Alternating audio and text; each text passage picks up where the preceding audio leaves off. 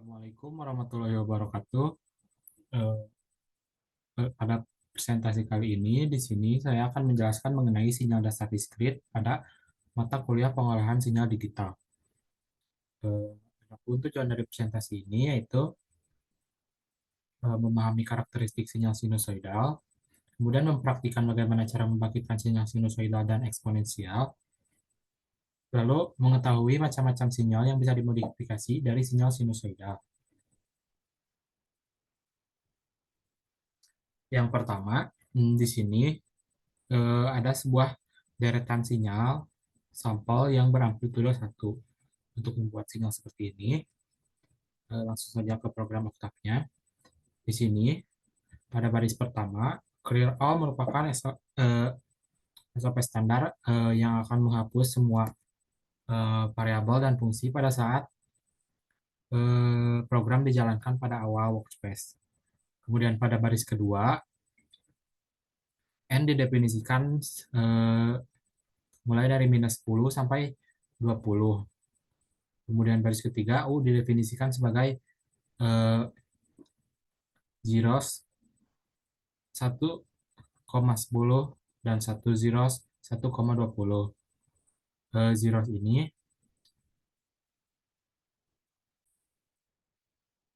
Zeros ini akan memberikan nilai 0 pada sinyal sampel. Pada program ini, zeros akan mulai eh, memberikan nilai 0 dari -10 sampai 10. Dan pada titik ke 0 akan memberikan nilai 1. Kemudian pada titik dari 1 sampai 20 akan memberikan nilai 0. Akan diberikan nilai 0. Kemudian pada baris keempat, stem digunakan untuk memplot sinyal sampel menjadi sebuah sinyal yang berbentuk diagram batang dengan n, u. N yang diplotkan dengan fungsi u. Kemudian X label merupakan label pada sumbu X yang bisa ditambahkan untuk figur sinyal ini. Kemudian ya label merupakan label pada sumbu Y. Title merupakan judul yang bisa diberikan untuk figur sinyal ini, dan aksis merupakan eh, eh, batas yang mengatur sumbu X dan sumbu Y. Eh, Pada program ini, batasnya yaitu dari 0 untuk sumbu X dari -10 sampai 20, dan untuk sumbu Y dari 0 sampai 1,2. Ketika program dijalankan, maka sinyal yang muncul akan menjadi sebuah sinyal yang mempunyai sampel yang amplitudenya 1 pada saat fungsi waktu n sama dengan 0. Kemudian pada praktikum kedua, di sini eh, mencoba membangkitkan sinyal eksponensial. Langsung saja ke programnya. Programnya yaitu clear all. Yang pertama merupakan SOP standar. Kemudian baris kedua N yang didefinisikan dari 0 sampai 35, A yang didefinisikan dari menjadi A yang didefinisikan sama dengan 0,9, dan K yaitu 20. Dengan fungsi X yaitu K dikali A titik pangkat N. K dikali A titik pangkat N ini merupakan eh, operator eksponensial yang akan memangkatkan sebuah bentuk skalar, dan operator titik eh, pangkat itu merupakan yang digunakan untuk perpangkatan tiap elemen pada matriks. Pada sinyal ini, A adalah skalar dan N-nya adalah vektor. Sehingga titik pangkat digunakan untuk memastikan perpangkatan dilakukan pada setiap elemen N. kemudian dikalikan dengan K yang merupakan 20. 20 ini merupakan amplitudo maksimum, dan pada baris keempat diplot menggunakan stem yaitu N dengan fungsi X. Pada baris kelima diberikan label X yaitu waktu N dan labelnya yaitu amplitudenya. Ketika program dijalankan,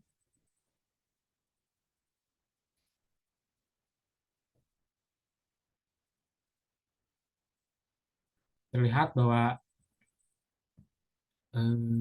sebuah sinyal yang eh, meluruh ketika diberikan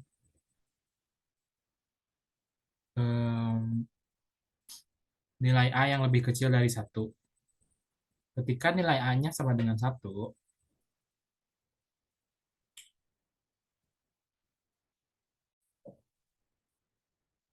ketika nilai A lebih dari satu, contohnya di sini saya memberikan nilai A yaitu 1,2 dan dengan K yaitu 0,2.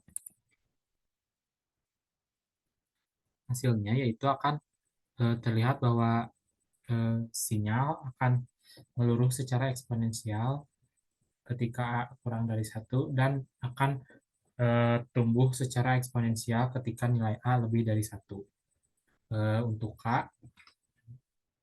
K-nya merupakan tinggi amplitudo yang terjadi ketika eh, saya memberikan K sama dengan 20, maka amplitudo sinyal akan menjadi 10 kali lebih besar,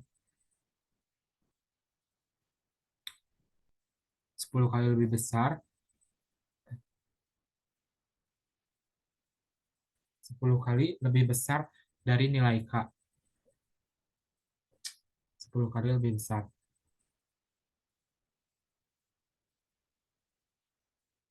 Kemudian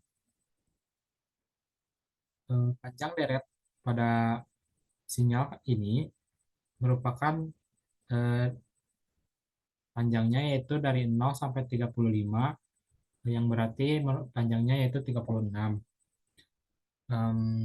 Untuk mengubah range panjang ini bisa dirubah dari nilai n-nya. Ketika n diberikan nilai misal minus 10 sampai 50, maka sinyal akan memplot mulai dari time mulai dari fungsi waktu n-nya dari minus 10 sampai 50. Minus 10 sampai 50. Dan begitu pun seterusnya. Kemudian untuk program nomor 3,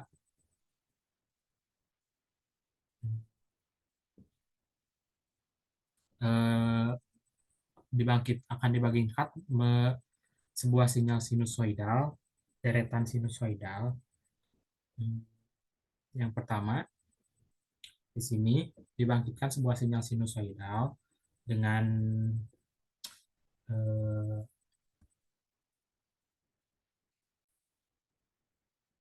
sinyal sinusoidal ini mempunyai frekuensi sebesar 0,1 Hz. 0,1 Hz ini yang didefinisikan di kode programnya. Langsung saja ke kode programnya, yaitu pada baris pertama n sama dengan 0. Pada baris pertama harusnya ini kita buat dulu clear all, ini merupakan SOP standar. Kemudian pada baris kedua yaitu n sama dengan range dari 0 sampai 100 yang merupakan fungsi waktu, dan f-nya yaitu 0,01 Hz. Kemudian fasanya yaitu 0, amplitudenya yaitu 1,5, dan didefinisikan variabel R dengan fungsi yaitu 2 dikali P dikali F dikali N dikurangi pasanya. Kemudian didefinisikan fungsi X yang merupakan A dikali cos dari R, dan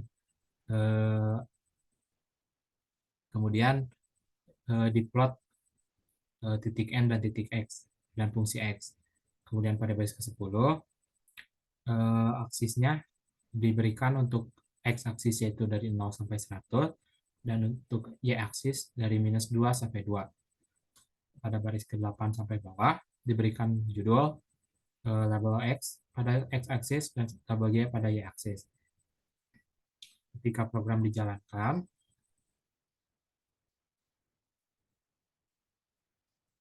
terlihat sebuah sinyal sinusoidal yang mempunyai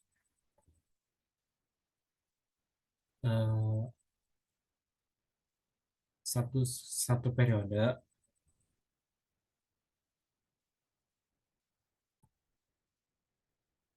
untuk menambahkan banyaknya periode bisa ditambahkan dengan mengubah besarnya frekuensi. Misalnya di sini saya mengubah frekuensinya menjadi 0,5. Ketika program dijalankan, terlihat bahwa sebuah sinyal sinusoidal yang maaf, terlihat sinyal kosinusoidal dengan periode yang semakin eh, berhimpit dikarenakan frekuensi 0,5 maka periodenya akan semakin banyak. Ketika frekuensi semakin besar maka periode juga semakin besar. Ketika saya plot sinyal ini menggunakan stem, hasil yang akan keluar yaitu sebuah sinyal yang berbentuk diagram batang yang pada tiap sampelnya yaitu diberikan nilai 1,5 yang merupakan peak to peak-nya.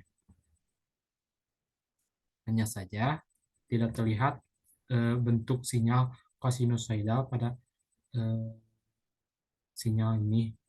Hanya terlihat sebuah sampel sinyal dengan peak-nya yaitu 1,5. Kemudian ketika diberikan frekuensi sebesar 0,08 misal 0,08 dan pasanya yaitu 90 derajat kali pi dibagi 180. Maka yang terjadi yaitu sebuah sinyal sinusoidal yang memiliki sebuah sinyal kosinusoidal yang memiliki amplitudo sebesar 2,5 dan mempunyai fasa yaitu 90 derajat. Ya, jadi terlihat seperti sebuah sinyal sinusoidal. Soalnya dikarenakan mulainya dari 0. Kemudian ketika sinyal ini kita plot tidak menggunakan stem atau tidak menggunakan stem, misal menggunakan plot, maka yang akan keluar merupakan sinyal sinusoidal. Sinyal sinusoidal ini merupakan gabungan dari titik-titik yang secara kontinu jadi membentuk sebuah garis. Ketika plotnya diganti menggunakan contohnya stem, maka sinyal yang akan keluar merupakan bentuk sinyal sebuah segmen horizontal dan segmen vertikal. Tiap titik pada bentuk sinyal ini dihubungkan dengan menyesuaikan dengan tinggi amplitudonya, sehingga menghasilkan tampak seperti tangga.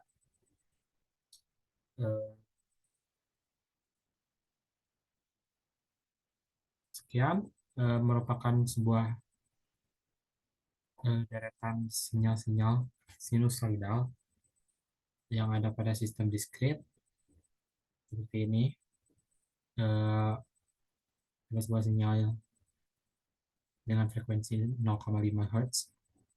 Kemudian yang ini 0,5 Hz hanya saja maaf 0,01 Hz tipe.